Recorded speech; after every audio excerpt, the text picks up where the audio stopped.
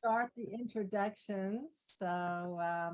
Everybody, happy Earth Month and welcome to our April Climate Cafe. I am Dana Freeling, the chair of the Democrats Abroad Environment and Climate Crisis Council. And before we get rolling today, I just wanted to share with you all a petition that we are circulating regarding the climate emergency. Angela is going to put it in the chat, but I want to preface it by saying that, yes, the Biden-Harris administration has gone to extraordinary effort to forward legislation to mitigate our climate crisis and our climate emergency. It is historical, and it is making and will make big headroads, but unfortunately, it's not enough. With the most recent IPCC report, we know that we are at a tipping point, and more needs to be done urgently, and now. So we are calling for the Biden-Harris administration to declare a climate emergency, along with the DNC. ECCC, we will be joining our ballots together after we're finished to try to compel the government to take further action. So please, if you haven't signed already, go to our chat, click on the link, and please do sign the petition. So this month's Climate Cafe, we will be discussing how recent developments impact the direction of e-mobility and the pace of development in both the US and the EU. The last few years, China and the EU have led in the deployment of electric vehicles, charging infrastructure, and the growth of the industry overall. However, the Biden administration has leapt towards narrowing that gap. In the wake of the Inflation Reduction Act and the new infrastructure bill, investments are now moving to the USA, which has further sparked concern about a trade war between two continents. Today, Aaron Fishbone will explore what recent developments mean for the direction of e-mobility and the pace of development in both the US and the EU. Aaron is the policy director of Greenway, the largest pure-play electric vehicle charge point operator and e-mobility service provider in Central and Eastern Europe. In this capacity, he works with the policymakers and regulators in Brussels and the CEE region, as well as with colleagues from across the industry, to help develop policies and regulations on topics relevant to the electric vehicle charging sector. I know it's a big ecosystem, and there's so much which is surrounding this technological development. He is an active member of Slovak EV Association and the Brussels-based platform for electromobility and Charge Up Europe, the Association for the EV charging industry in Europe, where he is on the management committee and has been twice elected chair of the communications committee. Their mission is to lead the debate on topics of importance to the sector. Aaron regularly speaks on EV topics and panels, hosts the Electric Avenue podcast, all about EV charging, which is very good, I've heard it, and consults on some EV projects in the US.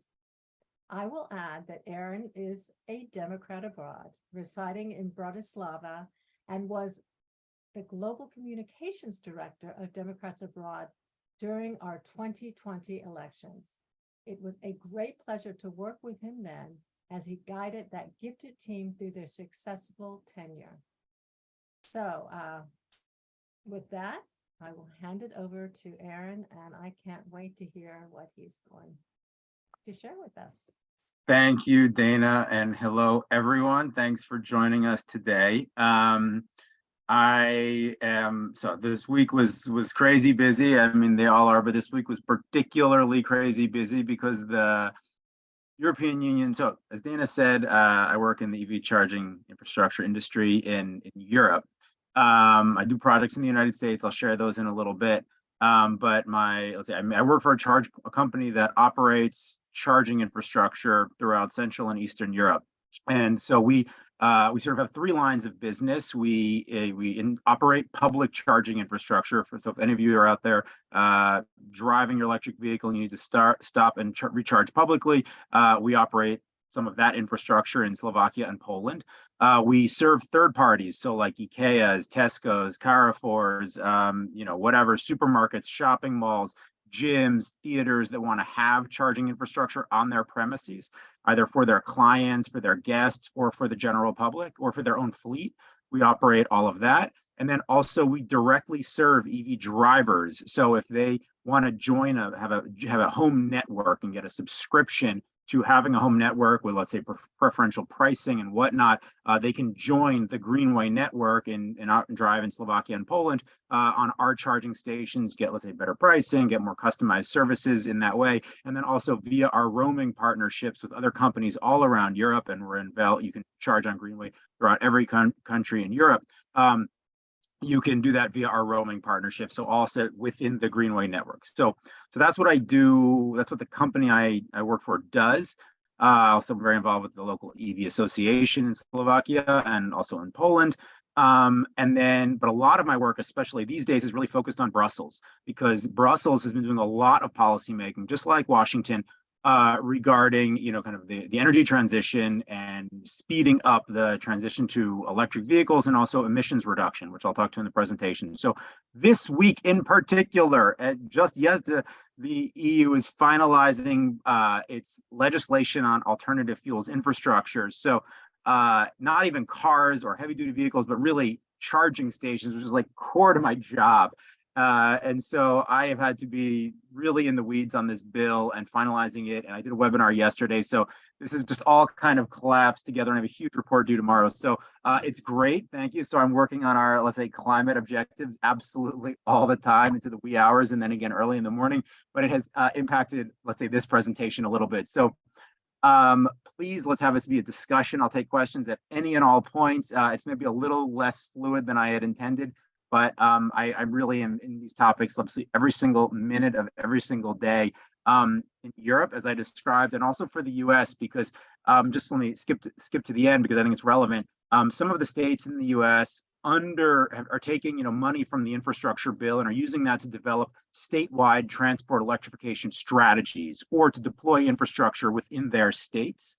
And so I'm a consultant on Washington State. I live in Slovakia. I vote in Washington State. So I'm a consultant to the state of Washington on their electric vehicle coordinating council, developing the EV transport electrification strategy for the state of Washington. In particular, I work with an organization called Front and Centered that is really focused on making sure that the equity elements are put forward and centered. So the communities who have been hit hardest and most by climate change and by emissions are actually the ones who really benefit from and participate in the development of the strategy, so it doesn't continue to leave them further and further behind. So we make sure that those communities and those voices are front and centered, as the name implies, both in the development of the process of the strategy and also making sure in what it reflects, in what the policy proposals of the strategy will be. So I'm working at both. I'm working at all hours these days on vehicle electrification, both in Europe and the United States, and so that's what brings me here, and I can speak to developments on both continents. And again, I'm totally open to take all your questions and at any point. So Dana, Angela, quickly, how long is the overall period of time that we have together right now? We have, the event is 1 hour and 30 minutes, so okay, you don't have to take it all, but go ahead. Okay, well, I have a presentation, I have slides, but again, I am totally open at any point to taking questions. So because I didn't get it to you in time, I will share my screen and show the presentation. Please let me know when you can see it. And I'm going to go to. There we go. It's on the screen. Wonderful. Oh, what do I need to do to slideshow? There we are. I probably won't see. Do you see it in slideshow format? No, just press the little slide at the bottom. It's at the bottom on the. From beginning. There we go. This should work. All right. There we are. And again, if I get any questions in the chat, I'll go for them. Otherwise, please flag them if I don't see them. So thank you for having me today. I'll skip right ahead. First of all, why electric? Okay, I'll do some just basic information sharing at the beginning. So why are we focused on electric vehicles? You know, there's certainly some debate out there, whether it's from Karen's, you know, auto dealer friend or others who are concerned about the mining impacts of mining, you know, the raw materials that go into those vehicles, whether or not it's sustainable, as well as any issues related to congestion and urban life. Why are we even focused on electric vehicles overall as sort of a core solution to the energy transition and towards meeting our climate objectives and, you know, preventing the planet from overheating? I don't know if any of you saw, there was a big article in the New York Times earlier this week, which was just the culmination of a lot of work and advocacy on, you know, decarbonization in the United States and why is it being put forward as a premier solution. I referenced that just because I think many of you may have seen it. And I want to say, you know, it identifies that right now, the grid and the energy systems in many countries around the world are heavily dependent on hydrocarbons, right? We burn fossil fuels in order to generate heat and generate coolness for many, and electricity for many, many sources. And the first thing we need to do is to clean up our energy system. This is critical to meeting our objectives in the Paris climate. And even if we overshoot them, to having a livable planet. And again, you probably know this, even pay much more attention to some of these parts or details than I. So the article was very good in explaining why we need to decarbonize the energy system overall and then electrify it because you can generate electricity from renewable and low carbon sources.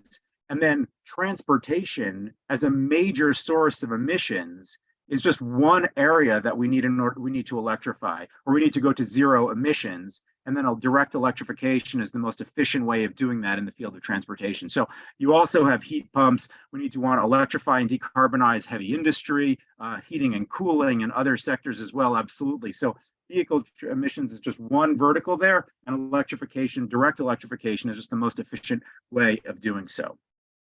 As you can see, this is information from the International Energy Agency that globally emissions account for about emissions from transport account for 1/3 of global emissions overall. And this tracks pretty well along between the United States and the EU as well. This is data from 2022 from the International Energy Agency. Here's information from the US EPA. As you can see, transportation accounts for about 1/3 of overall emissions in the United States. And then within the category of transport emissions, you can see the breakdown from light duty vehicles, so passenger cars and whatnot, also like small parcel and postal last mile delivery vehicles, all the way to medium and heavy duty vehicles, which is a specific sector, or let's say multiple number of classes of vehicles, including often buses, school buses, and also intercity buses, and even, you know, kind of public transit buses within cities that, you know, and their relative impact as well. And both of those categories, let's call it light duty and heavy duty vehicles, are being addressed in both the United States and in European context to get them to zero emissions. It doesn't always mean direct electrification. Sometimes it means kind of hydrogen and even other, let's say, lesser emitting fuels, which are these kind of transitional fuels, but nonetheless, they're being taken on in both continents. And also in the EU, you can see that road transport accounts for about 1/3 of overall emissions in the EU. Road transport accounts for 70% of that, and 1/4 of that is accounted for by heavy duty vehicles. So there's a big impact that comes from emissions from road transport, and a very large impact that also comes from passenger vehicles. So therefore, the question becomes, what's the best way to eliminate emissions from passenger transport? And trying to the next slide. And there we are, voila. And okay, I'm moving I'm moving the screen around, the view screen, so that I can see what's on the slides, and they're accounting for some of this lag. And therefore, it becomes, how can we eliminate emissions from vehicles? And then therefore, what is the most efficient and effective way to do so? And as you can see, so the first is you want to decarbonize the grid, and then you want to power your vehicles by hopefully decarbonized electricity as opposed to burning hydrocarbons within them. There's a number of reasons for doing so. The same vehicle, electric vehicle, or even hybrid, hydrogen fuel cell electric vehicle can be powered by a grid that is dirtier or cleaner, the same vehicle. like, when you go to a gas station, you just plug in oil or diesel. It's the same, relatively the same oil or diesel, no matter where you are. But the same vehicle can be powered on the grid in Poland, which is extremely, it's the most coal heavy grid in all of Europe. Or it can come to Slovakia, which is a much more nuclear powered grid and hydro powered grid, where it's much, much cleaner. So the same vehicle can be charged more on a dirtier grid or a cleaner grid. And as a single grid, so as Poland's grid, for example, becomes cleaner as less coal is used into the grid, as more offshore wind is being generated up in the North Sea and is being brought into the grid, or as it buys cleaner energy from outside of Europe or from outside of Poland, that same vehicle can be powered on a, hopefully, over time, progressively cleaner grid, even within the same country. So the same vehicle can become cleaner over time. Whereas in addition to combustion engine vehicles, also they become dirtier as the parts break down, as the catalytic converter gets dirtier and whatnot, and less maintenance is done on the vehicle. So the same vehicle, you see these cars that are just driving around emitting smog all over, and they're still on our roads, polluting the air. Whereas in over time, an electric vehicle will stay, hopefully get cleaner over time, not dirtier over time. Now, the well-to-wheel efficiency of an electric vehicle is also critical. So whereas in a combustion engine vehicle, only about 1/3 to 1/4 of the actual power or the actual energy that's put in, so from the gas or from the diesel, is actually ultimately used to generate automotion at the wheel level, because a lot of it is lost to distributed heat, to other functions of the engine or of a motor. In the case, because there's so many moving parts in that motor, in the case of an electric vehicle where there's many, many, many fewer parts, there's much less work that needs to be done, which is certainly a source of some of the tension around electric vehicles, because a lot of the jobs that are in automotive industry come from the manufacturing of those motors. Understand that, and then also the maintenance of those motors. There's a lot of jobs that are going to be lost in the transition. And let's just be blunt about that, and particularly in the issue of motor work. Nonetheless, the drivetrain of an electric vehicle is much, much more efficient, because far more of that energy goes to directly power the vehicle.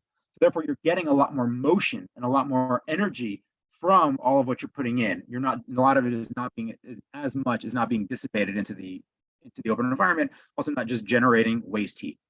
So the well-to-wheel efficiency is an important element of why we want to electrify vehicles. Two other points here is that electric vehicles can be powered from locally produced renewable energy. And it's becoming increasingly common to see charging stations with big solar canopies over them.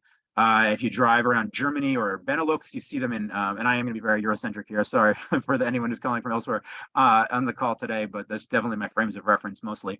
You see big solar panels at the Fastned stations, or if you're in Spain at the Zunder stations.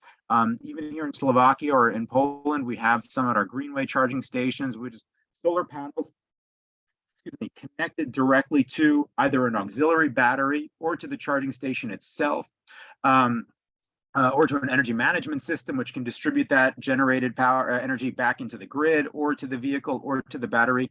But nonetheless, you're absolutely able to sort of generate renewable energy locally and use that to power the vehicle, either directly or through a battery. And finally, and this is not really harnessed much yet, but ultimately, electric vehicles are just batteries on wheels. They're also computers on wheels, and that's a related conversation, but they're batteries on wheels. And so those batteries are able to store energy, and ultimately you can even go and distribute energy back into the system in different places. A lot of that is held up by that's in early stages of technological development now, and in some cases it's not allowed by law either. But nonetheless, they have that potential, they have that capacity. They can power your home, they can power behind the meter sources like your home, your business, your workplace, your work site. If you're, let's say, working in a construction site somewhere, you need to have power at your campsite, even if you're not able to distribute back to the grid yet, and which again isn't against the law in any number of places. But ultimately, they're batteries on wheels, and they can store that energy and travel around with it. So there's many reasons why direct electrification of transport is considered such an important solution. Are there any questions or anything anyone want to raise at this point? All right, I will now get into the. Can I just interrupt to say I posted a little poll on our online on Slido. It's in the comments. If we can get a few more comments, poll responses, then I'll let you know what the responses are.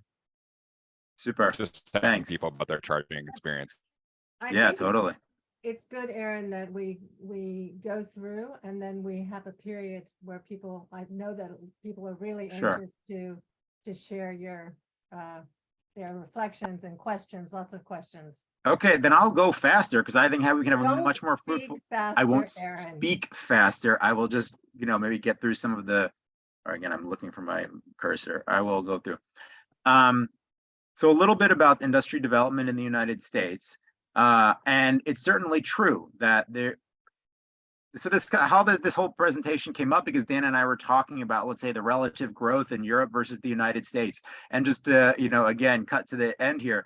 Whereas Europe was first of all, China is far and away the leading market for everything electric vehicles and everything electric and battery development in the world. And that is, that delta is not going to close anytime soon, although both Europe and the United States, especially the US, are racing to do so. But that China is far and ahead. This conversation will focus on the Europe and the United States. And whereas Europe was quite far ahead for a while, and it still is in terms of number of vehicles, there's about, over 7 million electrified vehicles on European roads today compared to 3 million in the United States. Again, the US is now really racing to close that gap.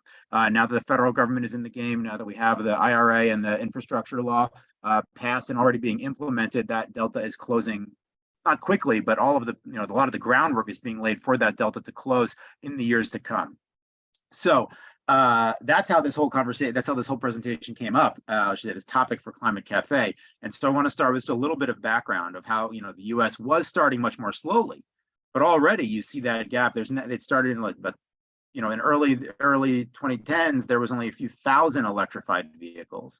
And now and this chart only goes to 2021, but already now in 2023, there's over 3 million electrified vehicles in the United States I'm driving around American roads. Now this accounts for both battery electric vehicles and then also plug-in hybrid electric vehicles.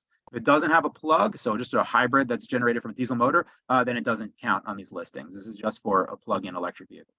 So some of the big obstacles that were raised that really kind of led to slow growth, and frankly are still the main topics that people raise as objections today, and this is frankly universal. I don't think this is unique to the United States. Our cost of the vehicle, obviously, and clearly they are more expensive, and they are still more expensive, although there's any number of studies which predict that cost parity to be reached in the next few years, so like 2 to 3 years on some models. Range anxiety, because there's not enough charging state. Well, they're not sure how far their electric vehicle can travel. If they're concerned it's new technology, they're scared of it, they don't want to be left stranded. Of course, no one does. And so they're worried, it might not get me where I need to go. And so they're sort of hesitant. And then finally, there's not enough charging stations in order to address that range anxiety. So either they don't see them in their own neighborhood or their own community or as a part of their commute, or they don't see them on the highways or the Autobahn. So they're not sure if they can travel longer distances on that electric vehicle, and then they don't want to, if they only have one car, for example, they don't want to invest on that being a fully electric vehicle if they're not sure if it can get them where they need to go. So those have been some of the main inhibitors. Again, I think this is universal for why it was such slow uptake. And without seeing other people, without seeing models on the roads, without hearing a lot of talk about it, there's much less incentive to kind of take that plunge unless you are yourself a committed early adopter, a person who cares a lot about the environment or new technologies, or really just wants to try it out and dives right in. This was especially the case, over the last few years before the Biden administration, when we had the other administration. And, you can really see a major change took place already when, Biden campaigned on a climate bill. Biden was elected in part in order to pass a climate bill. And he identified early on electric vehicles and charging infrastructure as key elements of, jobs policy, let's say emissions reduction policy, of climate solution and whatnot. So he ran on this bill, and he has been advocating for it ever since he took office. And I think we can say that was a large part of why, or a significant part, why he was ultimately elected, especially here in this caucus. So U.S. EVs are growing in the United States, and they're beginning to grow quite quickly. There's now over 3 million electrified vehicles on the roads in the United States, like I said. Now, look, the US is big. The US is like all of Europe. And so for sure, the market is dominated by, the West Coast and New York, but you're really beginning to see that change. And a lot of manufacturing plants are starting to locate in places like Detroit.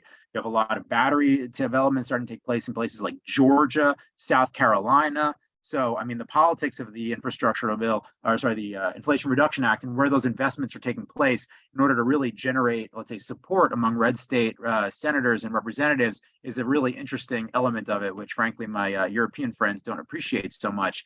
But that's, again, for our discussion. Some of the main things that the Biden-Harris administration did when they took office was first, on day one, remaining in the Paris Climate Accords.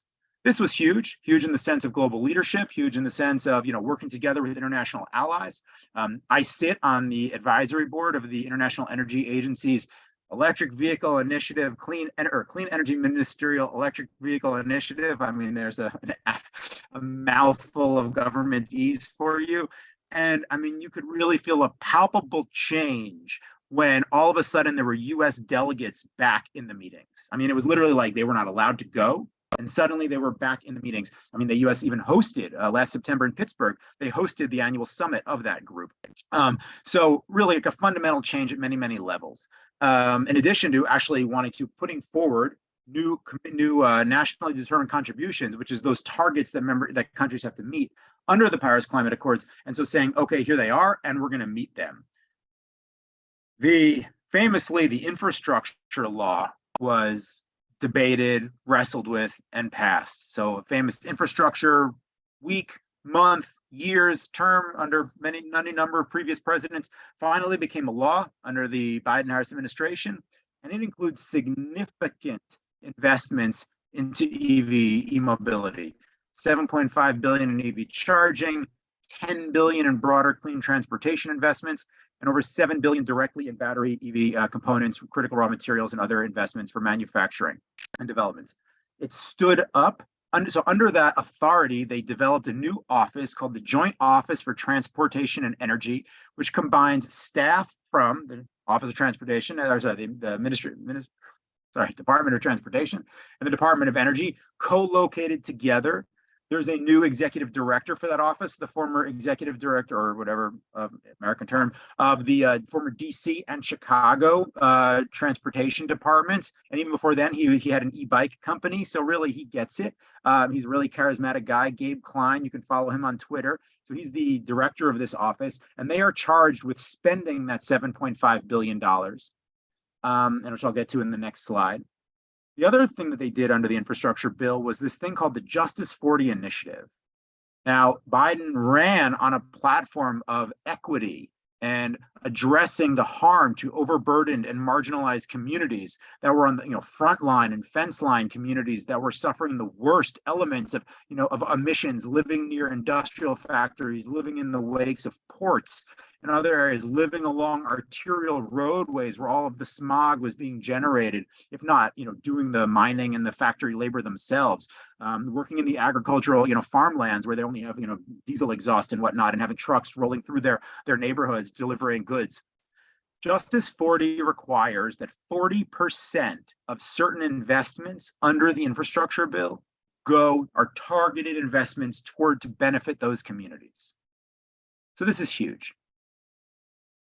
And it has and it's up to states to determine how to assess those investments, because this, the way our federal government works, right? The feds give money, the states allocate that money, or tribes or school districts or municipalities or, kind of port districts or relevant governmental agencies.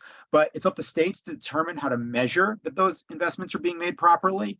But the federal government decided you have to give 40% of those investments have to go to these communities that you then identify and define that way. So for example, in the state of Washington, Front and Center, the organization that I'm consulting with, they are leading the charge with the state of Washington to how to define overburdened and marginalized communities. There's a law that defines them, but it's even more challenging to then operationalize that definition within the Commerce Department, within the Transportation Department, the Ecology Department, the Health Department. So it gets really interesting, really complicated, maybe more difficult than you would think it should be. But nonetheless, these conversations are happening now. So there's a broad, let's say, vision laid out. These conversations are happening now, and money is being distributed. Oh no. Under the infrastructure bill, one of the main elements was this thing called the national. So Biden campaigned on having 500,000 charging stations by 2030 in order to help, address that range anxiety that I was talking about earlier. And 5 billion of that 7.5 billion goes to states who have to submit plans, state transportation plans, for building out statewide electric vehicle charging plans, and 5 billion of that money then gets allocated towards each state. And at this point, all 50 states, Puerto Rico and DC, have had their plans approved by the joint office for plans that they are putting forward, and those for publicly accessible fast charging infrastructure, so minimum of 150 kilowatts per charger, to go along major roadways and highways, major roadways and corridors in each state. States identify where those locations are, as long as they meet certain criteria, like they have to be within 2 miles of an exit, but ideally on the highway itself. And then they get money in order to fund those plans. And so let's say Washington State has a plan, it's approved. And now, the statewide transportation strategy that I'm working on looks to say, okay, here's that map, and then what else needs to be built out from that map in order to create a really comprehensive statewide, like a charging ecosystem beyond just the major roadways, but also in the urban areas, in rural areas, in agricultural areas, so that everyone can benefit from electrification and whatnot. The other 2.5 billion, by the way, from that 7.5 billion, is discretionary to the Secretary of Transport, and so Secretary Buttigieg, and they're allocating that money in order to address kind of gaps in, so states apply, say I have a gap, can you help fund that gap? And they can allocate the money for that. And then the other part is for equity oriented investments. So investing into lower income, communities that would not necessarily see market-based investments, but where in order to participate in, the electrification transition, there needs to be charging infrastructure there, whether for their own personal cars, for their, ride-sharing companies, for taxi companies, for whatever. They need charging infrastructure as well. And so the other part of that investment is targeted towards those types of investments in those communities. Now, the infrastructure bill was only a part of it. It was a massive and significant part of it, but only a part of it.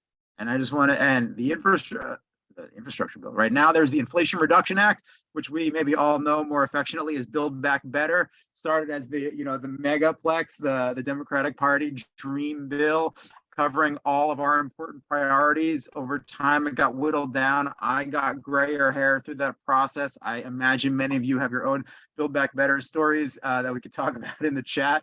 But ultimately, the first version of that bill was passed in November 21.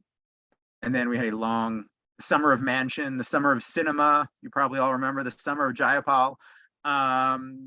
We all got older, and ultimately, finally, one day we woke up that Schumer and Manchin had negotiated a deal that would allow them to pass the Inflation Reduction Act. And so August 7th, 2022, it was the Senate passed the House version from 21 with changes. They sent it back to the House. The House accepted those changes, and on August 16th, 2022, so last summer, President Biden signed it into law. And it was the historic, and that was the biggest investment in climate investment in U.S. history, $370 billion.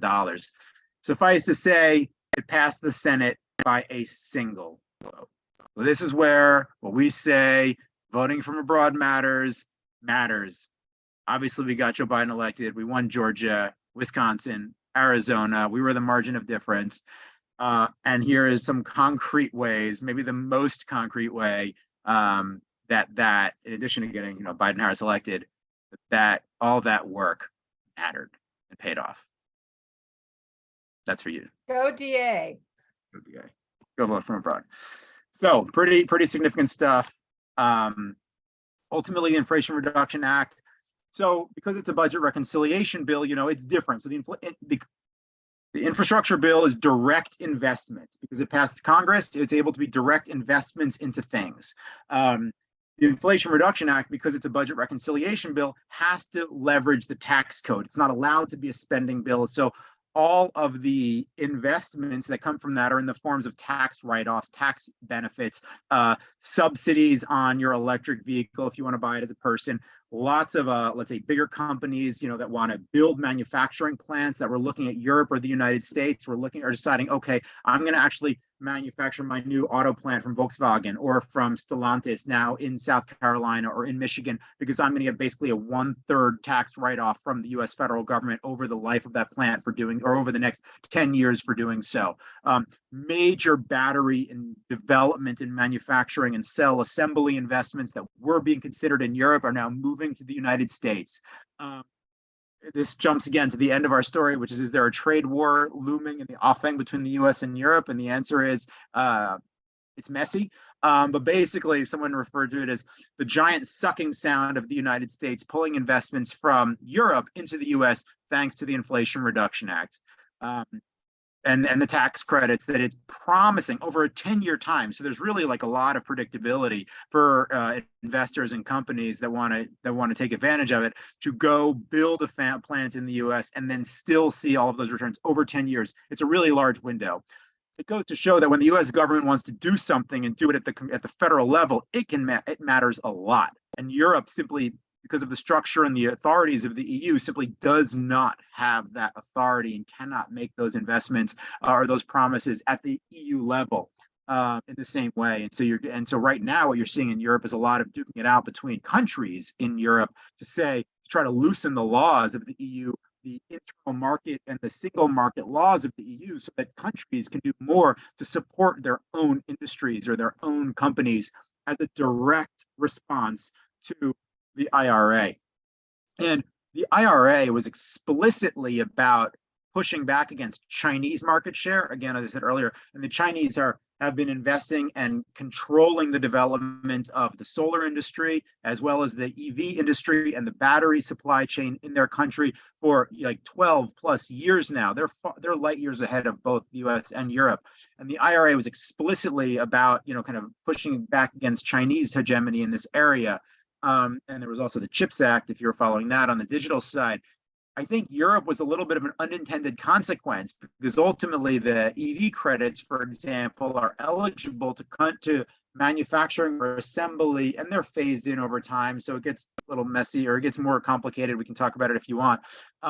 To free trade countries and North America. But it turns out there is no free trade agreement between the EU and the United States. And so those countries are explicitly not included in there. The Treasury Department is trying to nuance some of the language so that to address the significant spat between the EU and the US when it comes to are vehicles manufactured in Europe eligible for tax credits in the United States? Right now, absolutely not. What about battery cells? What about battery packs? And this is all actively under discussion right now, and there is a EU Trade Council meeting in May that will discuss these issues top line. In the United States, the announcements keep on coming. And so just in the last 2 weeks, I'm sorry, this was a slide that got lost in the rush of work on it.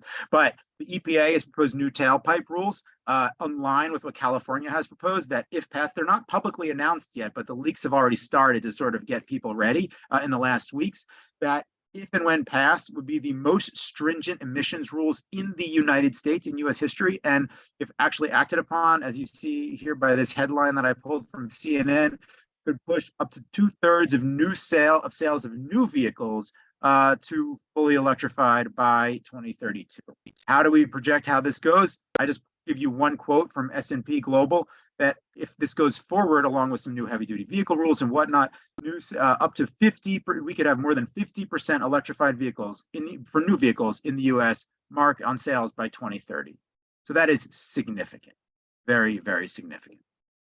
Now, I took a quick snapshot, say, what about charging? Where are the chargers? I picked Minnesota so that it wasn't New York or California or Washington, just so you could see there is, in fact, charging infrastructure. You just need to know where to look for it. And it's not necessarily adequate for mass uptake, but it's there. You just kind of, again, need to know where to look for it and still need to plan your routes properly. And this plug share, you could go to plug share right now on your device or your phone and search anywhere you want, where your relatives live, where your kids live, where your parents live, and see what is the charging infrastructure like, in and around their area. And this is a good way to do so. And there's any number of private companies that offer these services as well. So Europe, where I am sitting right now, and I'll try to, again, go through here a little bit more quickly. Europe operates the European level, not a country level, but the European level operates on a 5-year political cycle. So we're in the 4th year of the von der Leyen Commission, the current, let's say, presidency of Europe. And when they came in before COVID, before the Russian invasion of Ukraine, they said, okay, we want to meet our obligations under the Paris Climate Accord. We actually want to make them more ambitious. And they did. So as you see in December 2020, they did. And they said, so we're going to propose a new Green Deal, a more stronger Green Deal, to 55% reductions in overall emissions from Europe compared to 2012 levels, I want to say, by 2030. That was their objective. They propose any number of policies in order to do this. More stringent regulations on cars and vans, vastly expanding the deployment of charging infrastructure, but also hydrogen also for low emissions fuels as well, hydrogen and natural gas. A new directive on kind of emissions at each country level. They set sub-targets for each country. They have new carbon credit and new carbon trading regimes to try to prevent, let's say, carbon leakage. So kind of things that are produced in less regulated environments than being sold into Europe, or if they are, they have to meet these new standards or pay these fees in order to prevent that from happening. And many, many other policies, also with urban forestry and whatnot, to try to ultimately help meet this new higher emissions target for the EU. And then COVID happened, and the response to COVID. And then Russia invaded Ukraine, and the response to that. And throughout that, we had supply chain disruptions and any number of other things going on that we all lived through, that are still living through. And now, nonetheless, as we are in the 4th and wrapping up the year of the commission, they have passed those laws. They're racing to the finish, as I've been dealing with in the last few days here. And so those laws are not passed and they haven't been implemented yet, but we are getting to them. We'll get to them at the end of this discussion. As you can see in Europe, the EV fleet, these are in millions of vehicles. So it started in 2022, it was 5.4 million vehicles. 5.4 million electrified vehicles on European roads. And it's expected to get to 55 million by 2030. That will be 1/5 of the overall European vehicle fleet, which is about 250 million vehicles. Public charging infrastructure is growing and has grown massively as well. There's now about 475,000 public charging stations available in Europe. Now, this doesn't so much get into power levels, which you want to talk about, we can talk about later, because there's quite a variety of power levels. But nonetheless, you see there is, in fact, a fair amount of charging infrastructure. Well, not really, but there is some. However, it's very uneven. By the way, these data points are all from a report that I'm going to be issuing on Tuesday of next week. So this is as yet unreleased information that will all come out in a big public report next week that I've also been working feverishly on. However, it's spread very, very unevenly. And you can say it's very uneven and therefore it's not equitable, which is certainly, in my perspective, being here in Central Eastern Europe, that is a lot of what we say. But at the same time, the biggest countries in Europe have most of the vehicles. They're tier 1 markets, and they also have most of the charging infrastructure. 2/3 of the charging infrastructure, 60%, 2/3, is located in the UK, the Netherlands, Germany, France, and Norway. So it's very uneven, but it's also mostly reflective of the big markets. And so that's something that we need to address and are working actively to address. Because in order to meet Europe's climate ambitions, obviously all of Europe needs to participate. So if Poland is not participating and generating the amount of coal it does, then that's a big problem for ultimately Europe meeting its overall climate ambitions. Europe has proposed standards on cars, vans, and heavy-duty vehicles in order to reduce these emissions. And there was some really intense news in Europe in the last few weeks that they had agreed upon a phase out of emissions from passenger cars and vans to 0 grams of CO2 per kilometer by 2030, which was basically means the end of the combustion engine. It all but means that. But Europe is obviously the home of the combustion engine in many ways. Volkswagen, Daimler, Bosch, and other companies, they literally run on those things. And so though they agreed, and it was a lot of fighting and lobbying, I was very involved in that stuff for any number of months, over a year. The 11th hour, Germany refused. And this was big headline news for the last few weeks in Europe. But ultimately, the Commissioner Timmermans agreed to allow a separate law to be passed on e-fuels, synthetic fuels. And so ultimately, Germany said yes to the phase out of to 0 grams of CO2 per kilometer by 2035. Sorry. So that's also some drama we could talk about later if you want. But ultimately, that's happened. And now that law is actually passed, signed, and moving forward. And there is now a proposal. And the last new proposal under this current commission, because next year the European Union is going to go into elections at the European level, is a new regulation on heavy duty vehicles to reduce by 90% emissions by, I think, 2040. But again, it's just a proposal, so the Parliament has to weigh in, and then the conglomeration of countries also needs to weigh in. So this can move in any number of directions still. These are the new heavy duty vehicle targets that I just mentioned. Again, the proposal. So you can see that Europe is proposing to move even more aggressively in this direction of phasing out emissions. Here I am with some of my colleagues from the EV charging sector, lobbying people in Brussels, explaining to them, how does our industry work? What are the challenges we're facing in terms of, power levels and permitting and timelines and grid connections, other issues. And so we're going to meet here with Commissioners Timmermans and Thierry Breton's cabinet and a few others to, again, explain how the EV charging business works and whatnot. So yeah, here we are, very successful. This is the CEOs of Allego, Fastnet, EVBox, ChargePoint, and those are the biggest companies listed here, and some other smaller companies. So the sucking sound of the IRA has created a lot of, and what it means for sort of the manufacturing investment of Europe, or in manufacturing investment that was going to be taking place in Europe, is a huge topic in European discussions right now. And Europe has just proposed its Green Deal investment plan to sort of counter what the IRA has done.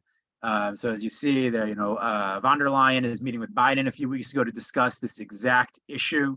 And like I said, later in May, there is this EU-US Trade and Technology Council, which will be led by Biden's top person, and then von der Leyen's chief of cabinet, where they will discuss how to address these issues, how to create a pathway for European manufactured vehicles to be sold in the US and eligible for that $7,500 tax credit. Again, same with battery cells and manufacturing, assembly, and then also cell and pack manufacturing. At the same time, Europe has proposed its own regulations on batteries. And this is to regulate everything about the supply chain of batteries. How are the raw materials mined? What happened, and it's not just vehicle batteries, by the way, it's batteries for all types of products, but we'll focus on vehicles here. How do you, as a consumer, know about the life of the battery before you got it? What is it? How much power does it have left? How is it degraded over time? So there's a requirement for battery passports, QR codes that you can actually then view and search the entire history of your battery, including its remaining capacity. If you buy a secondhand car, for example. The end of life, so that if the battery in the vehicle is decommissioned, what can that battery pack be used for? Can it be used for auxiliary storage, a stationary battery for another application? Because its automotive life is over, because it's no longer meeting that automotive high quality standard, but it still has about 80% of its capacity left. So what can it be used for? If it is ultimately disassembled, what about the raw materials that are in that? So that's really trying to create a circular economy of raw materials, so that, yes, maybe the battery itself gets decommissioned because the cooling system or the sensory system is out, it needs to be replaced, but the raw materials, the cobalt, the nickel, the lithium, and other raw materials that are inside can be reused, because we don't know how long those materials can last, and there's many smart people who think they can be reused for a long long time in further applications or in further batteries. So how do we really create that circular supply chain? Those are all things that are in the batteries regulation. And then there's also, also focusing investments and upskilling of the workforce so that people know how to actually do electrical engineering and work in batteries and whatnot, which is a huge risk that we see coming, which is frankly people who don't have enough people who don't have the basic electrical engineering skills in order to do the energy transition at scale. And that's not just for the EV or EV charging sectors, but that really cuts across all of our, kind of clean energy sectors and whatnot. There's another regulation on critical raw materials and how they can be mined, and beyond just what's in batteries, but other raw materials, how they can be mined, making sure that the mining of them is done in a humane way, if to the extent that those conditions can be monitored or addressed, through investments in the communities where those materials are being taken from, and then again the circularity of those materials once they enter, let's say, the European market. All of those are things to be discussed, but what is clear is that a lot of investment that was slated for Europe is now being looked at to take place in the United States, and kind of where we go from here is a little bit open. But it seems that the EV market and the outlook for EVs in the United States is very positive right now. There are, and I put a link in the chat, there are hundreds of announcements about private and corporate partnerships. Hertz, BP, ChargePoint, and Mercedes. Walmart is looking at electrifying all of its parking lots. I mean, they're already a leading solar generator. So there are hundreds of private sector announcements, like at scale, Whole Foods, Walgreens, Kohl's, all of these big franchises that are looking at installing and operating. Starbucks is already doing it.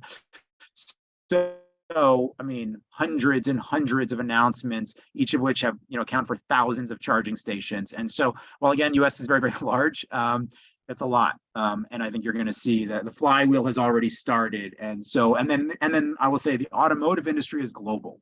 So if both the US and Europe, so Europe has already passed a law phasing 0 grams of CO2 per kilometer, that's effectively phasing out the combustion engine vehicle.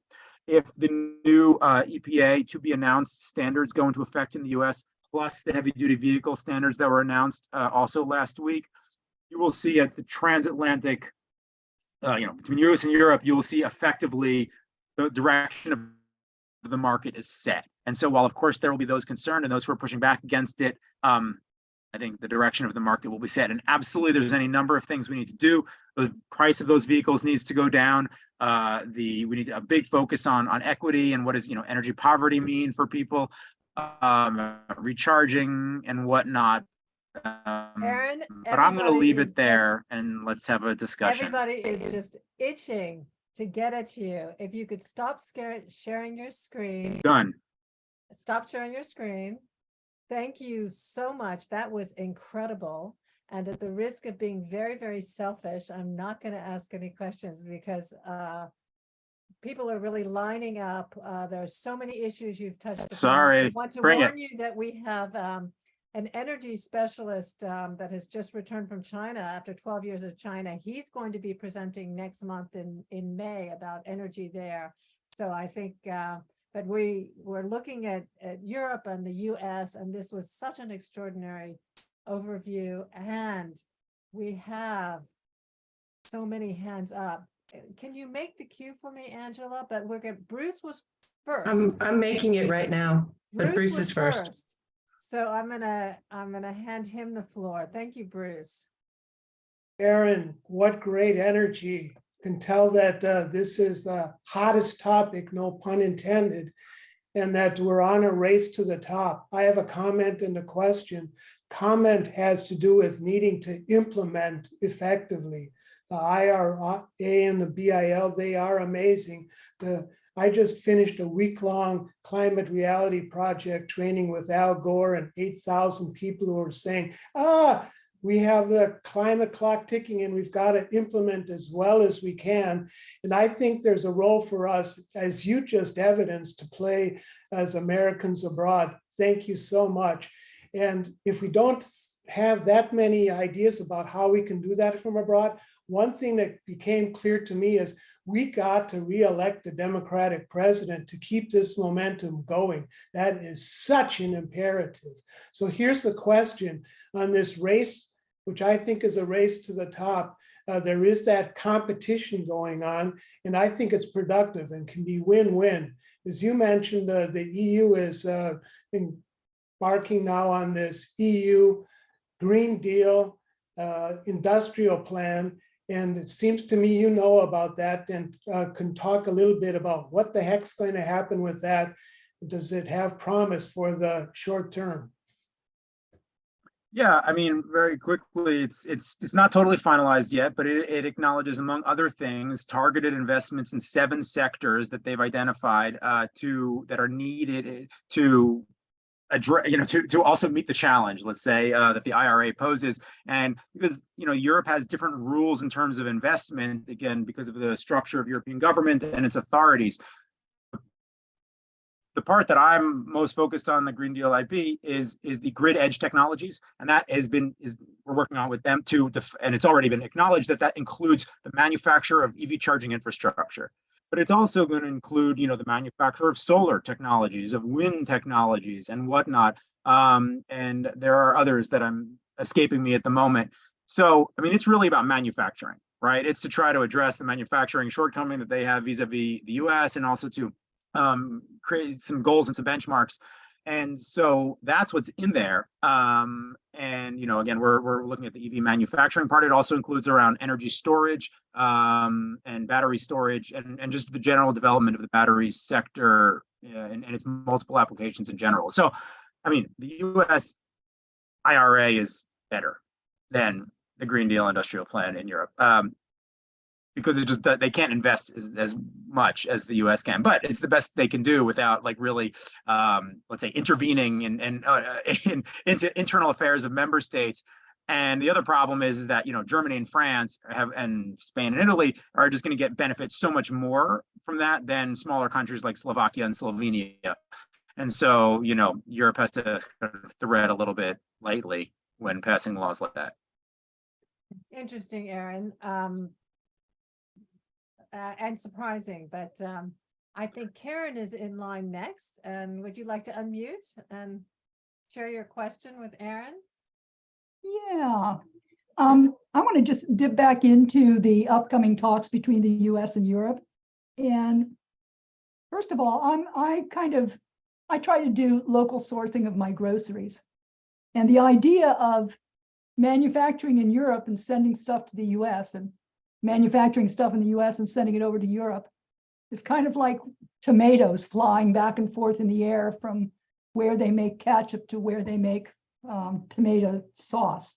And so I guess what I want to ask is, in these talks, will there be some attention given to joint operating agreements where a European car manufacturer might want to sell their cars in the US, but rather than ship cars across the ocean, and disclaimer, I don't think I own any shipping stock, so I don't care if, don't ship, but where a company in Europe could partner with a company in the US to produce equally fine technology, equally fine manufacturing, and sell a product made in the US, while the US company has the European companies sell their product over there.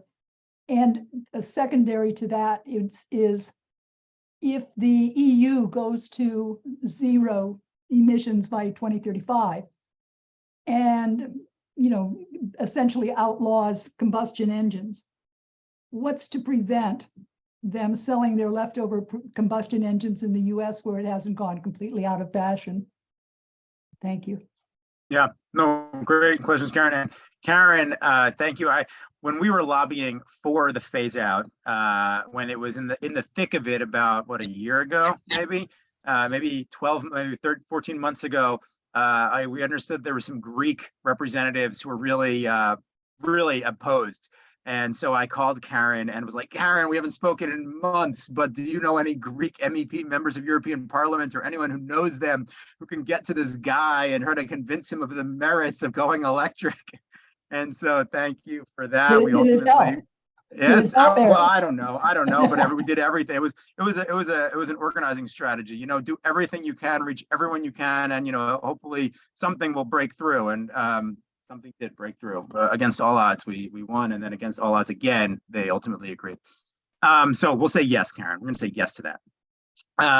We can't identify exactly what made it successful. It was all of it.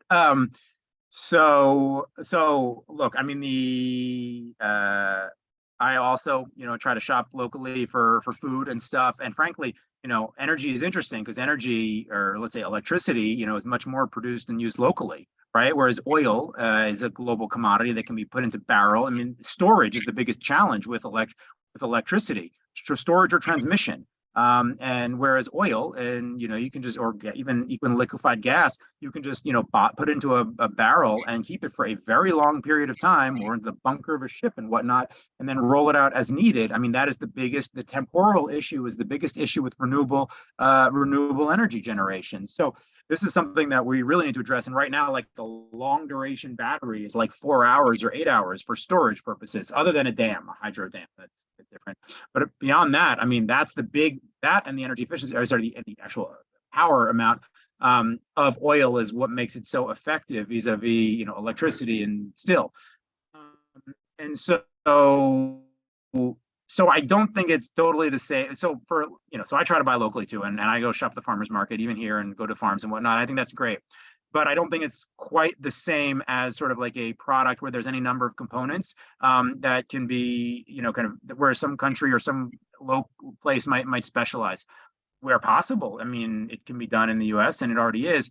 I guess what I'm saying is there are any number of global companies that are selling in both countries and both markets. And for different reasons, they're locating their businesses in those countries and then shipping or not their finished products around the world. And when it comes to cars specifically, that's sort of not like a bad answer to your question, but there's a lot of questions. In the interest of cars specifically, they are very regulated at the European level and at the US level. And because the two countries don't have, or you know, regions don't have a trade agreement between them, the homologation rules of each hold sway. And so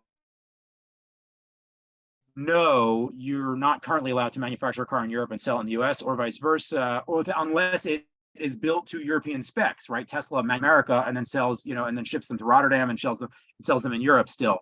But that is something that's being discussed and worked on. But clearly, you know, Volkswagen is operational on both continents. Stellantis is on both continents, and now Tesla is too. So the companies are approaching it, I guess, their own way.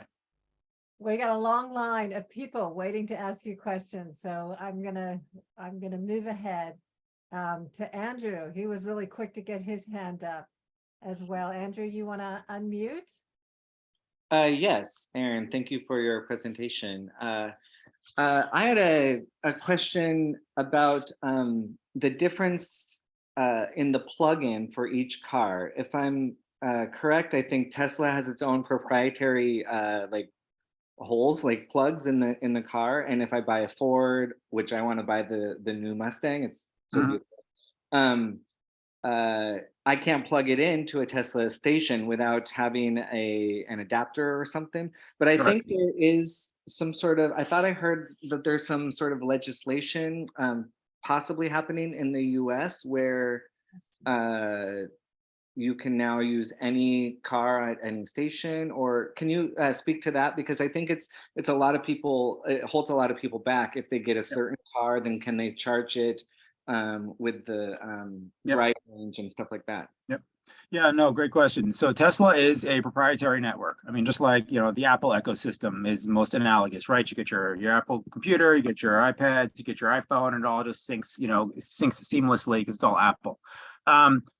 Tesla built its own network. It's amazing. The Tesla experience is amazing, for sure. And so, but now the NEVI, so the U.S. Joint Office, the funds under the infrastructure bill, in order to be eligible for them as a private, so the money goes from the feds to a state, and then a state gets its plan approved, and then they're looking to bid out those projects to a private company who's professionally, you know, operational in this, like the company I work for in Europe, for example. In order to be eligible for those projects and to have their chargers eligible for those funds, Tesla has agreed to open up part of its network to other cars now. In the US, it's just, I think it's just an announcement still, but it's coming soon. In Europe, they already started it about half a year ago in the Netherlands, and they're rolling that out to more countries because under the bill that I'm feverishly working on, all of my breathing moments are now the alternative fuels infrastructure regulation in Europe. Tesla chargers will be obligated to be open. And so they knew that was coming and they got ahead of the law. I mean, I work with the Tesla guys all the time. Yes, They're, thank God for Elon Musk. look, say what you will Just about joking, Elon on just any other joking. area. When it comes to Tesla and Tesla is instrumental to this whole e-mobility course it revolution. And I was Of course it is, watching and it's Investor interesting Day to hear. and the Tesla master plan announcement a few weeks ago, and master plan 3. I mean, when it comes to back to basics, like they're fabulous still, and they're visionary, and they're, you know, they're thinking into the future that we want. So that's only about Tesla. Just leaving it there. Nice, that's all. Courtney, calling in from South Africa. Nice to see you again. Do you want to unmute? Of course. On Tesla, I'm calling in from South Africa. And Elon Musk, you're right about systems and being brilliant. You know, he definitely benefited from apartheid. And that is why I'm on this call as far as being included, because it doesn't seem very inclusive. Especially when we're talking about raw materials, because we're not talking about where those materials are coming from. And as Democrats, and as those that seem to be invested in this continent and in people of color and being inclusive, it's really disappointing. I'll just say it. And I'm going to keep saying it because that's my privilege of being here and having a voice. And as Democrats, I would just really, again, be the broken record, because it isn't so great here, and you're more than welcome to come and see it for yourself. You know, I've lived in Europe, I've lived in Asia, I've lived throughout the world, and have worked in manufacturing, and we're still perpetuating so much of what he benefited from and what his family continues to benefit from on a regular basis. And I'm not doing this, I don't want to come from a place of shame, but I would definitely ask moving forward. I don't know if this caucus is inclusive. Maybe I'm wrong. This council is inclusive, but I would definitely encourage that we start looking at Africa, because we're not going to win. I'm telling you now, it's not gonna go down well. And this is an amazing place to do business, because at least they do have some human rights laws in place now. But I can tell you, like, I've been to those mines, I've seen what happens, and it's nothing nice, or nothing that us as Americans with the privilege, you'll get into that Tesla and think a lot differently moving forward, if you really want to know what's happening. So thank you for letting me get my 2 cents in. And if you have any questions around economics and true circular economies that are actually inclusive of the world, definitely you can reach out to me. Thank you so much. Really, thank you for coming, for sharing. And I would like to talk more with you about how you can help our council. Courtney, thank you. And I will let Aaron respond. Yeah, I mean, not a response. I mean, thank you for sharing that perspective. For sure, it's essential. We need to have it in all of these forums and all these conversations. No, I've never been to South Africa, so I haven't seen that. But certainly, the topic of raw materials and where they come from is an extremely large topic. And I don't know. I was looking at the slide if you heard the whole presentation or towards the end, but in Europe, for example, the Critical Raw Materials Act and the batteries regulation are both really trying to take stock of, kind of being aware of where those raw materials come from and trying to improve conditions or trying to certify the conditions of those places. Now, I'm sure that is extremely fraud, and there's corporate producers versus the artisan producers, people who just go into holes and just pull out cobalt and nickel with their fingernails and whatnot. And I'm sure that stuff is bad. I've read about it. Amnesty has a whole project on raw materials for electrification. So we've had them speak at a number of events, people who speak more knowledgeably about that. I guess what I would say is we need to address that, period. There are equity and inequity issues through all our systems, I guess. And where I'm sitting and, from the work I'm doing, I mean, one is about, how can everyone, benefit from the electrification transition, right? I mean, I think there's lots of contradictions and tensions here, right? Like there's emissions, there's air quality. Oh, Angela, or sorry, Karen, your question. Yes, the combustion engine vehicles that are no longer allowed in Europe or the US will be sold other places where there are not such tight restrictions. Yes, clear. So, those are in tension with one another. At the global level, we want to reduce emissions. The countries that have the tightest restrictions are the ones that have emitted the most. I mean, we benefit from having, vast amounts of energy, and we generate that energy and that electricity by getting raw materials from other parts of the world. That's all true. We need to do a better job of working on that. I mean, it's on the agenda for sure, and I'm for sure not happening enough. And, in the work in the United States, there it's really about there is a part of the just transition that is local. What about communities, who live by the ports, who live by the factories, who live along the main roadways where most of those emissions are and can't afford to get away?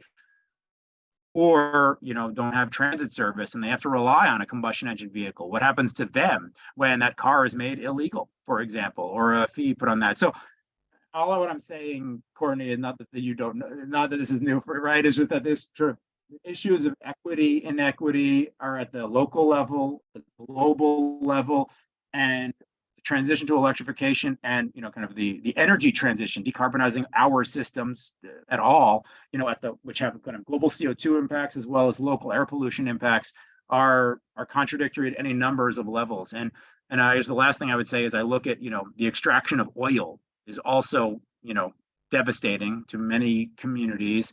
And so while, mining something else is not better,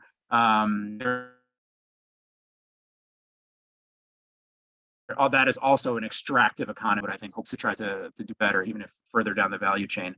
And there's Chile, right? There's other countries that are really producing lithium as well. So We a are lot not of- finished with this topic. We are gonna keep it at the table, learn more about it and share more about it together. Try to do something about it. I was reminded, I had the pleasure of hearing Al Gore speak last week, and one of the comments that he made that most stuck out was, we are not going to solve the climate problem until we solve the democracy problem, and much more. But I want to get to the other questions. Time is going, and I know people are waiting. So Jeffrey, would you like to unmute and share your question with Aaron? Yes, I would. First of all, I retired after 20 years in the automotive supply industry, where I worked almost entirely on electrification. And now I'm working part-time, partially retired, partially working as a consultant for e-mobility. So I do a lot with charging. So all this stuff fits. I would like to contact all of you personally just to exchange some time, and especially talk to you, Aaron. Certainly. We can certainly facilitate that. Thank you very much, Dave. There's something that does worry me a bit. I mean, I'm really hoping that the next president will be on our side and that things will be safe and nothing's going to be turned around. Is this law, two questions, is this legislation so locked in that no one can touch it if a new president comes in and a Congress is strong majority who's not the Democrats? Well, I mean, both of them are laws. So in that sense, they would need acts of Congress in order to roll them, in order to overturn either one. That's their strength. Yeah, that's their strength, period. So they would need to have Congress involved as well. Right. And the nice thing, again, which just eats my European friends up, about why so many investments are taking place in red states, let's call them, is because now you have a lot of buy-in from people who are benefiting in those states, who are now going to be in Georgia and South Carolina, who are going to be working in the battery manufacturing plants there. And, suddenly Brian Kemp and, even Lindsey Graham are going to be supportive of this bill because a lot of money is flowing into their states. So yeah, I mean, they do all the photo ops. It's pretty frustrating. Yeah, and they turn around and bash the money, bash the agenda, but take the money. I mean, politics, sure. sadly. The other thing I want to comment on was because I think that the the Europeans are complaining so much about not getting part of the pie and being taken off the list for subsidies because they don't fulfill all the requirements. And you said that they're going to do some wordsmithing to maybe adjust that to some extent, because that would really hurt the supply chain of electric vehicles. It would really help the US side, of course. But there's so many offers out there, and also cars from China that might be interesting for people who don't have the Tesla budget. So do you think they're going to do something very soon to balance that out so that there's more opportunity for people to buy more cars? Great question. Well, I think a lot of this is explicitly about excluding Chinese OEMs from getting into the market. And we can debate the merits of that all day, right? I mean, do you want Huawei phone or not? Do you want to have TikTok or not? Are you concerned about those things or not? Chinese OEMs are already in Europe. BYD is already here selling vehicles, and that's at the bus level and the truck level, but they're going to be selling passenger cars here soon. And just like the Koreans and the Japanese, they were not trusted in the States as well, not trusted at the beginning, viewed suspiciously, and then ultimately people became comfortable with them and started buying those cars. For sure, Chinese cars are cheaper. Chinese cars are going to be smaller, which is also good. Another way to make cars cheaper is just make them smaller batteries. We don't need SUVs. We don't need 100 kilowatt hour battery packs, right? Like that's not all use cases. Most people don't go more than 40 miles or 50 kilometers a day. So they just always buy the car for the trip across country or, to Portugal, which they do maybe once a year. So that's an issue though. So Chinese, at the same time, by the way, almost all the OEMs, which again most of them are global, have joint ventures with Chinese companies, right? Like Volkswagen and Geely, Tesla and Tesla China. You can go down this list, and there's some nice infographics on LinkedIn showing basically all of them have joint ventures, right, with the Chinese OEM. So arguably, China's already here, if you want to look at it that way. Get around it, aren't they? Oh, there's a lot. It's no one's naive to that.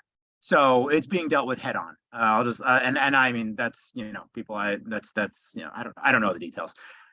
Will I try into whether or not European manufactured vehicles are going to be eligible for the tax credits in the United States? I don't know. It's definitely like a topic number one on the agenda at the Trade Council, as well as like standards, like ISO 15118. But there was some discussion about whether Treasury could nuance the language a little bit of what is it, a free trade area versus a free trade agreement. But then it was some discussion whether that's even legal or not. So long story short, I don't know. But it is, again, like topics number 1, 2, and 3 on the agenda. For the Trade Council. Thank you very much, Aaron. So we have Angela, who's been waiting patiently.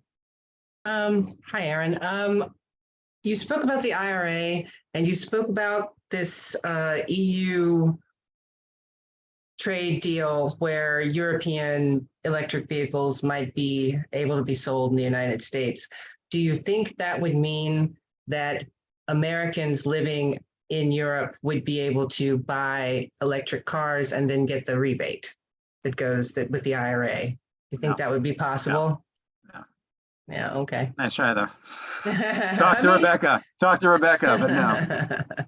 I mean, we still have to pay taxes. It is a tax credit. I So my accountant's like nagging me about, tomorrow being the 20th. Yeah, they do it for something. So I don't know. I think it's something that we should definitely push for. Because for sure. Sure, you can try. I mean, ultimately your car would have to stay in the States. That's the thing. So it wouldn't help you being on a European road. You can buy it. You could buy it. And it'd even have some of it be eligible if it was met the other requirements, but it would have to stay in the States. That's so weird. We have now our China expert, Anders, who's waiting with the next question. He's been waiting a long time. So take it away, Anders. Yeah, I know we don't have much time. If the sound environment here is too loud and you can't hear me, let me know. But my question just very quickly is on the interoperability problem of charging networks. I know that Greenway, I've never charged there, but I've charged at a large number of the European, Chinese, and US networks and experienced just a huge numbers of problems. And I know that the DOT in the United States for US subsidies for charging infrastructure, as well as the AFIR, the Alternative Fuels Infrastructure Regulation in Europe, are targeting to improve interoperability of charging. I saw that there was a question also before about the interoperability of Tesla, but I'm sort of, other than Tesla, just the people who are not Tesla, the interoperability problem has been quite severe. What's your take on that? And are the new regulations that are coming really going to solve that? Or is it going to be, 5, 6, 10 years before this can really get solved? No, they're absolutely going to solve it, but in radically different ways. I would also say that, the charging industry is relatively young. Only in the last 2 years have you even seen big mergers and acquisitions and really kind of large, investment capital flowing into the space. So, my company went from, well, I'm the 5th employee of it, but we went from like 20 people to now we're 165 people in 2 years. So, I mean, the numbers of people who are focused on addressing those issues and really solving those issues, debugging them and whatnot is just grown exponentially. And only now do you see the Shells and the BPs really entering the space and just bringing huge resources and teams to the table. So it's relatively early, even though there's a lot of pressure on it because the climate timeline is just way more compressed. America is solving it by requiring ISO 15118 and OCPI compatibility within publicly accessible charging infrastructure. That's a new rule passed by the Federal Highway Administration just like a few weeks ago, as you probably know. So, that requirement for OCPI, which is an open source protocol that now all the charging stations can be able to use and OEMs can use, is what we were been pushing for of Europe, but Europe declined to do that. So the US will be solving it faster than Europe, because Europe declined to do that, saying, no, we can only use an international IEC or Sensenelec approved standard. So an international standards organization approved standard. We cannot endorse a, industry crowdsourced ground up open protocol. And so we are now involved in many technical working groups to address that issue. So Europe addressed the issue by just saying you need to have a credit card payment terminal on all of your charging stations. That now means interoperable for Europe. Voila, it's not a solution, but it's something, and we're opposed to it, but ultimately we're doing it. Obviously, it's going to be the law. So we could talk about this for a long time. This is literally watch my webinar from yesterday. We talked about this at length, but I think the U.S. is a much better approach to this. And it just goes to show you, like, when you get a presidency and administration that really focuses on some topic, the U.S. can get way more done, way faster, at way bigger scale than Europe can, just because of the structure of government and the resources it brings to bear. Again, why voting matters. Exactly, why voting matters, and getting out every single vote from abroad matters. We can make the difference. Yeah, sorry. One last point just to end. The difference with Tesla is its own ecosystem, right? They own the chargers, own the cars, and then have access to the data that's there. So all of that is within the Tesla team control and fixability. Whereas the public networks of a Ford car, a ChargePoint charger, an ABB charger, and a Volkswagen car. Then you have different technologies, and that's where all of these incompatibility issues come from, and that just takes lots of time and people to fix. Smart people. Okay. We are going to take a question now from Christina. Time is running Hi, short. Christina. Good to see you again. Yeah, nice to see you. I came in a little late, so maybe you've already touched on this, but I would like to touch on incentives, because I live in a country where incentives are extremely high. If you drive an electrical vehicle, you have free parking. You can You're go in the Norway, bus. right? Yeah, we're in Norway. Yeah. Free parking. You can drive in the bus lane. There's no tax on the car, which is normally taxed 100%. And the gas cars are going to be banned for sale from 2025. I personally had to take, this is another subject besides cars, I had to take my, we live in a very old house, was originally heated by wood and then went over to oil. By 2021, we had to remove our oil tank from our house, and I had to prove to the government that I had removed it because I had to get a receipt from the company that removed my oil tank. And the government did provided incentives of $4,000 to do that, which was a drop in a bucket for changing over to, I went to geothermal heat for my home. Super. So, yeah, so that was, yeah, and hopefully we're saving money. It won't help me in my lifetime because it was such an expensive venture. But what can the United States do? I mean, a small country like Norway can have these incentives, but what can the United States do for incentives? Particularly since you're pumping all that oil. And you've Yeah. got the money to give out to your. Yeah, but well, it's crazy though. They're pumping the oil, but I wasn't allowed to have an oil tank. Well, I mean, that's the thing with Norway. You know, Norway is like a world leading example of how you quickly electrify, but they do it all on the back of oil, oil export revenues and gas export revenues. And now that, Europe is getting off of Russia, I mean, Norway is the largest supplier of gas in all of Europe. So, you want to talk about contradictions. I mean, that's not to take anything away from what Norway has done in terms of electrifying its transportation systems, but that's how it's funding much of that. And it's a small country, so they're able to, you can do a lot more in a small country, I think, than in a big, vast country that like the U.S. So, I mean, the U.S. is offering incentives, but ultimately, it's not at the federal level; it's at the state and municipal level. That's just not like an authority that our federal government really has, or exercises.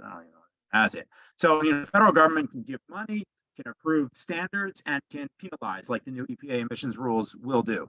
And beyond that, they give money to the states that meet requirements. Some of those requirements are things like 40% of investments into, overburdened and marginalized communities, meeting certain other standards. And that's how our federal government operates. So really, it's state by state is, I guess, the short answer to your question, and town by town, city by city.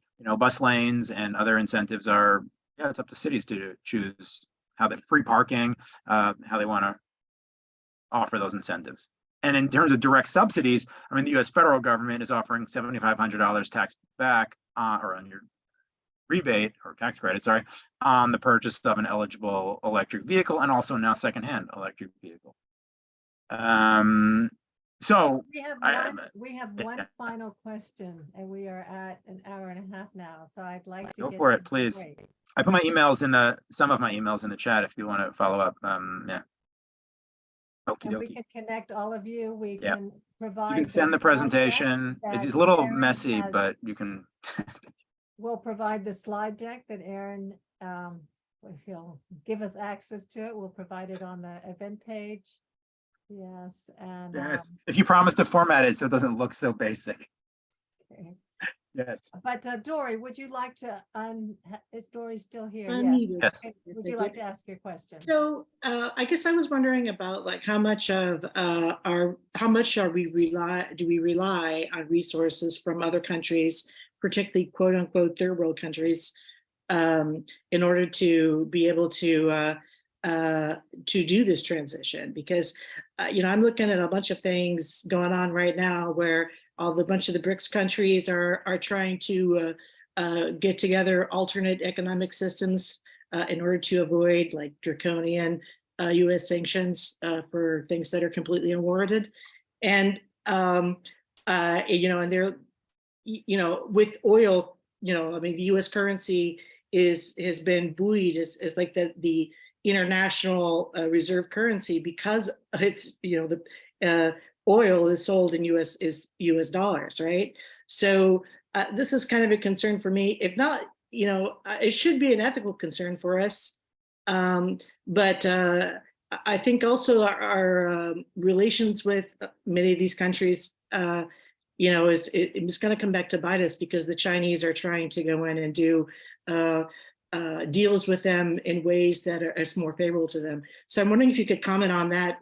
But also, I just want to mention, as we brought out Elon Musk, the U.S. backed a right-wing coup in Bolivia, where he immediately afterwards he tweeted that they would coup whoever they wanted to. So anyway, so I'll leave it to you to discuss what you can say on those matters. Well, I will not talk about Elon Musk anymore. It's outside of Tesla commentary. Look, I mean, the short answer is, and by the way, someone can Google or search for Amnesty's. Amnesty has a whole thing on battery and raw materials for batteries, and there's Amnesty Watch on that. So please do. Look, a lot of the raw materials will come from, countries in the global south, and that remains that's where a lot of raw material. Though that being said, there are also lots of raw materials in, Europe and the United States. We just need to be willing to mine them and willing to have the consequences of mining them appear in people's backyards and outside of towns and cities and whatnot. And that's the political fight that needs to happen, discussion that needs to happen. So it's there, maybe not at for everything, Sweden. but I don't know all of them, but they are there, right? They are there, and we just need to be willing to mine there. I mean, the largest supply mine of lithium is in Chile, and the largest one for cobalt is in the Congo. And I mean, those things are not going to change. That's where those raw materials are. Chemistries of batteries are changing, so more easier to get materials from other places. So it's not like a static thing. It's only always ever going to be like lithium ion batteries with the same amount of cobalt and nickel required. Also, you can make smaller batteries that don't, not every car needs to have a 70 kilowatt hour battery pack, right? You can have smaller cars for this purpose. And I mean, look, my personal vision is that there's far fewer personal vehicles and far more electrified transit on the world, in the world and in our cities. That's a part of what this transition goes towards, right? So that would also be good. Nonetheless, sourcing raw materials from, the global south will continue to be a large part of, I think this, for the foreseeable future. And that's why the circular economy elements of it and the recycling are so important, as well as, of course, making sure that the conditions in those countries are humane. And then you get into all kinds of other issues, like whose job is that to do, resource wars, dictators. And then it's really a whole can of worms. So with lots and lots of people's lives in the mix. So I don't know if that even begins to answer your question, but there are raw materials. There are, minerals that are many places. We choose to mine them and get them, and the commodity traders especially choose to get them from places where there are lower standards, or where those are the only, let's say, economic, one of the few economic export opportunities available to those countries. And certainly that fuels wars, and that fuels, extraction and exploitation of the environment. So does mining for fossil fuel, so for hydrocarbons, for sure. So maybe the focus moves from Nigeria to Congo, but that's still an issue. And so they are developing and innovating new batteries, which will not require some of these precious metals. We're looking to the future for that. So it may not always Need to work on that. So please continue to work on that with us. Yeah. Does anybody have any last questions? We are over time, but this has been, I do feel like we could talk to Aaron all evening or morning or wherever you are. This has been so illuminating and interesting and hopeful in a way, I think, for all of us, but we have big gap to bridge and a long way to go on our race to electric vehicles and zero emissions. But thank you, everybody. And do note Aaron's email. We'll call it our race to decarbonize the energy systems. Huh? I said, let's call it our race to decarbonize our electricity, our energy systems, of which transport is just one part. That's right. So I'm sure I speak for everybody in our wholehearted thanks for this wonderful presentation and all of the great answers and discussion, all of you. Do join us next month.